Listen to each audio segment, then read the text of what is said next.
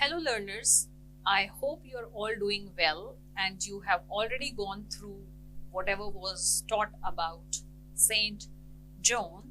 In this particular lecture, I am going to focus on Saint Joan as a tragedy.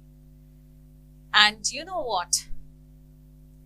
It has been wondered whether Saint Joan is actually a tragedy, a satire, or a tragicomedy. So, in order to understand this, we need to understand certain things about tragedy and the plot of this play. So, before I begin with my elaboration on Joan as a tragic heroine, I would like to put before you in brief the plot of this particular drama. So, you know that Saint Joan chronicles the life, death, and legacy of Joan of Arc, and G.B. Shaw published this in 1924 and won a Nobel Prize. The play opens in 1429 in the castle of Captain Robert T. Bodycourt, and the captain is yelling at a steward because the castle's hen have not laid eggs. The cows have not provided milk for 2 days. So the steward thinks that the animals are not cooperating because 2 days prior, Captain Robert threw a young country girl who calls herself the maid from his castle after she sought audience with him. Now, I'm very confident that you guessed who this young girl who was thrown by the captain was, and she was none other than Joan.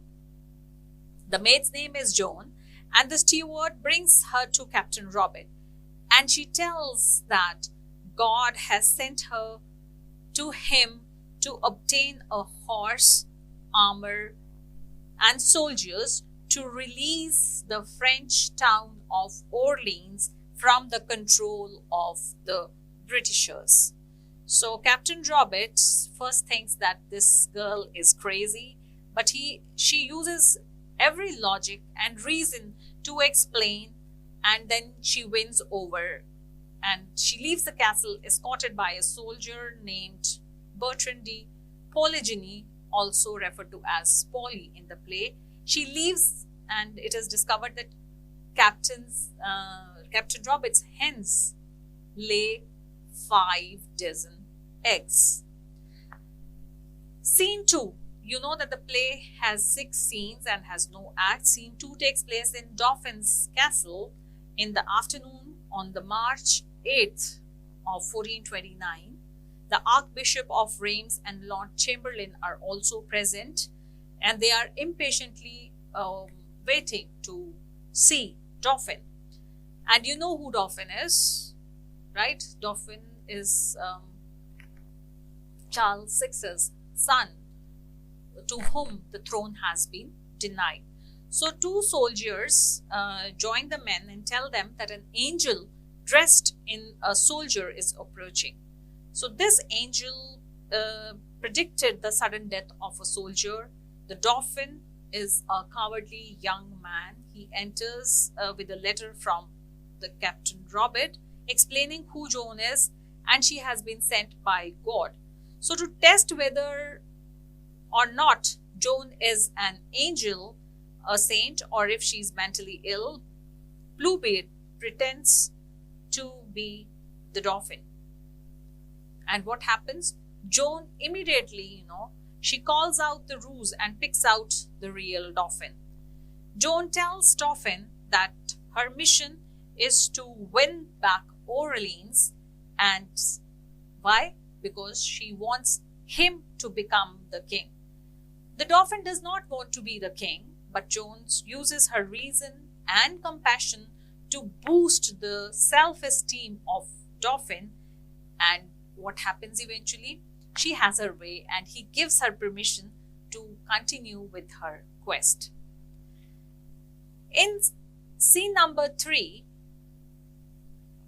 which takes place on the banks of Lorry River across Orleans, this happens on April 29th, 1429, at the river bank, she encounters Dunos. And Dunos is the leader of the French troops. Dunos informs Joan that his strategy is to sneak up to the English guards on the other side of the river on the rafts, but has not been able to attack as the wind is blowing in the wrong direction. As Joan begins to leave to pray for the wind to change, it does. So a miracle happens, and Dunos is now a believer of Joan and her mission, and gives her control over the troops, and they all raft off to liberate Orleans. In scene number 4, 3 men meet in a tent on the English side. And who are they? They are chaplain, a nobleman, and the Bishop of Beauvois. And the Bishop of Beauvois, his name is Cocken. They are all plotting to defeat Joan. Joan and her men have succeeded at winning back Orleans, and they have given 5 other French towns which are now under Dauphin, and he is crowned as the King of France.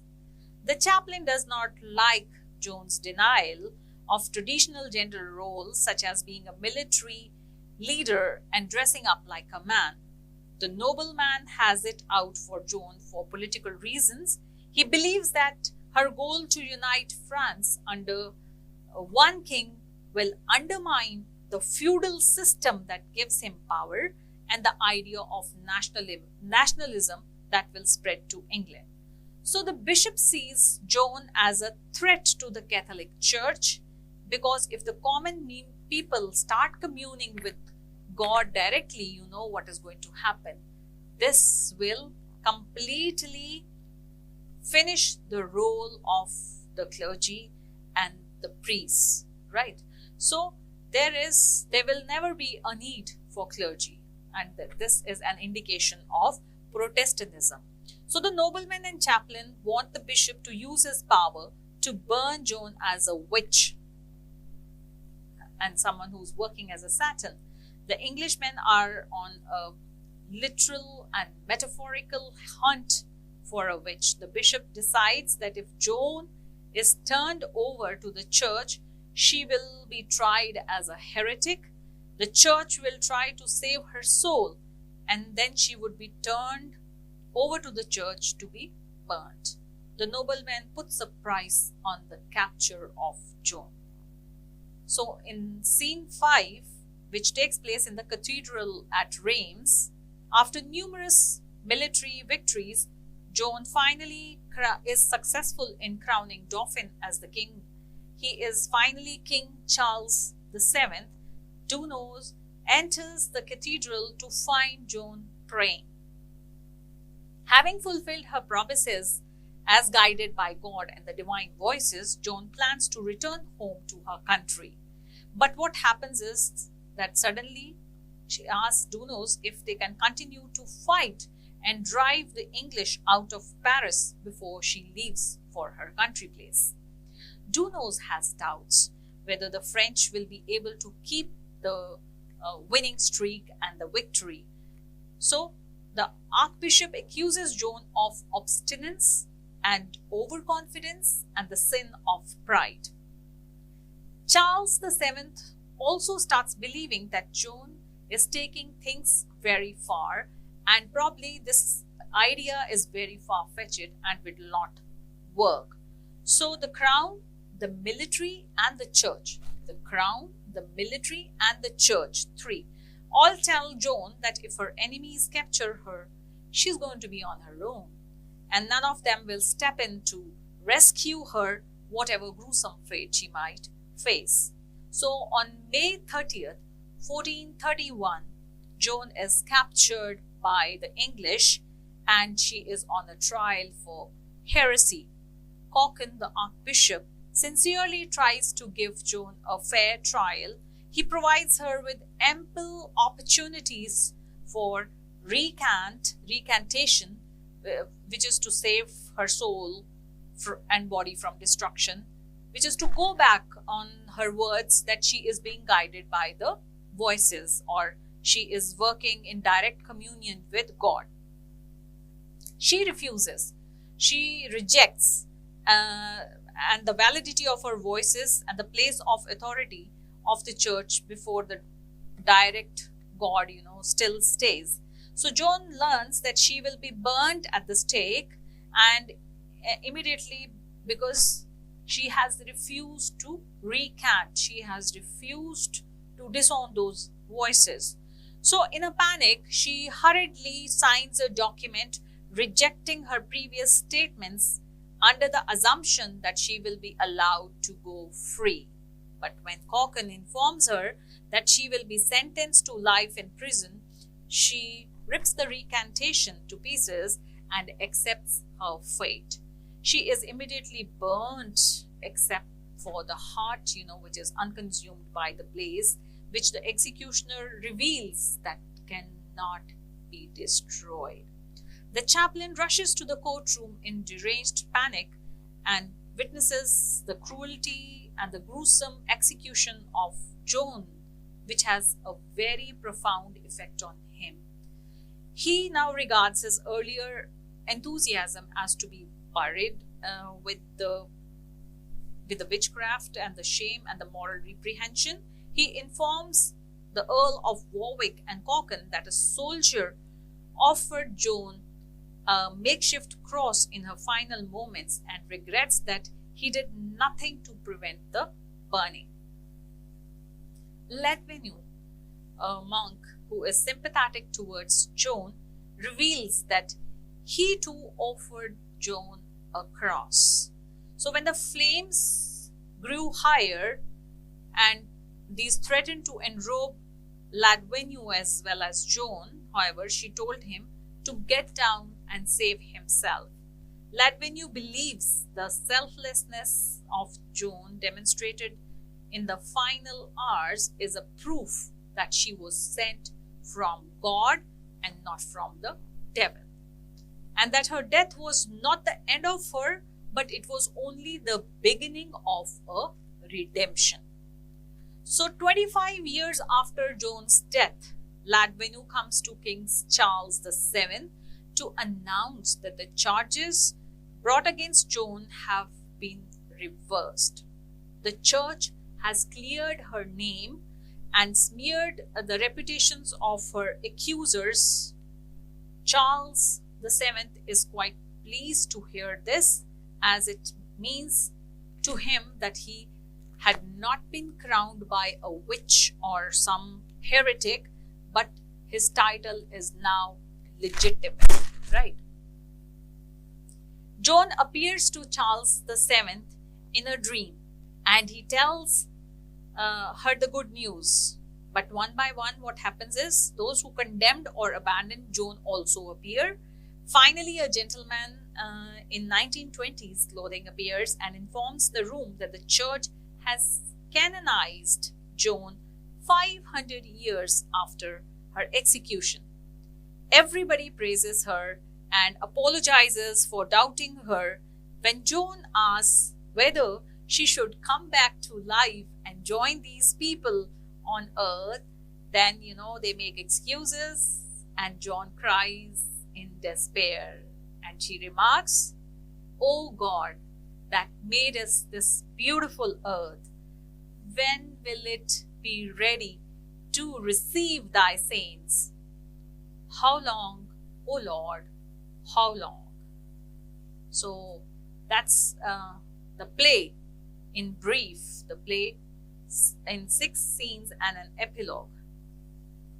So I hope by now you know what kind of events have unfolded, and definitely the events are at the border of a misfortune, are tragic. So you have already studied Aristotle's Poetics, and you know the definition of a tragedy and what the components of a tragedy are. So the question now is Joan to be considered as a tragic heroine, or is this particular play, the historical drama, the chronicle play written in 6 scenes and epilogue, something more than a tragedy?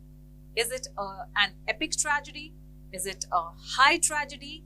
Is it a satire? Or is it a comedy in the tragedy, or it is a tragicomedy? So this brings to my mind an observation by Thomas Mann, who says that the modern times, what happened was there was a blurring of these boundaries of what is tragic and what is comic. One could neither write entirely a tragedy nor entirely a comedy. So the realistic streak, which was added in the plots of the drama written in the modern times, blended the both genres of tragedy and comedy, and henceforth many critics have regarded this particular play, Saint Joan, as a tragicomedy. Now, if you look at the play, traditionally it seems to be a story of a tragic heroine. And who's the tragic heroine? Joan. She is one among the innumerable obscure heroines created by George Bernard Shaw. George Bernard Shaw is presenting his readers with a section in the preface which is titled Tragedy, Not Melodrama, and the Inevitable Flatteries of Tragedy, which further, guides the reader into the realm of some kind of heroic expectation. And later on, he goes on till the page number 51 to say and claim that this is something like a high tragedy. So it is tragedy, not a melodrama, the inevitable flatteries of tragedy, and it is also a high tragedy. I just narrated the storyline and the plot of the play. Well, I hope during that narration you must have experienced or noticed, observed certain things. I'm sure you must have been able to arrive at this kind of a conclusion that the play is not focusing on the villains. On the contrary, it is focusing on the ordinary people. So, it is about what men can do at their best rather than men at their worst, as it happens in most of the tragedies. So, this tragedy is the tragedy of murder that is not committed by the murderers. It is like a judicial murder and a pious murder. It has an element of comedy in tragedy, when the angels weep and gods laugh at the murderers. The whole story, the legacy of Joan, from a peasant girl to the canonization, is a depiction of all this. Joan has been presented by Bernard Shaw as a Protestant who is advocating nationalism. She ironically is a tragic character, but her tragic character does not have any flaws. I quote from the play where Shaw writes, "She went to the stake without a stain on her character, except overweening, presumption, the superbity." So this overweening, superbity can be equalized or can be synonymously used or understood as haughtiness and pride in the character. You all know that in a tragedy, a tragic hero always has a flaw which is responsible for his downfall and the ultimate catharsis and the purgation that has to take place through the tragedy. So in the case of Saint Joan, many critics have understood this overweening superbity as pride in the character, which probably is responsible for the downfall of the character, or the misfortune, the great distress, execution, trial for heresy, and the final death of Joan. Thank you.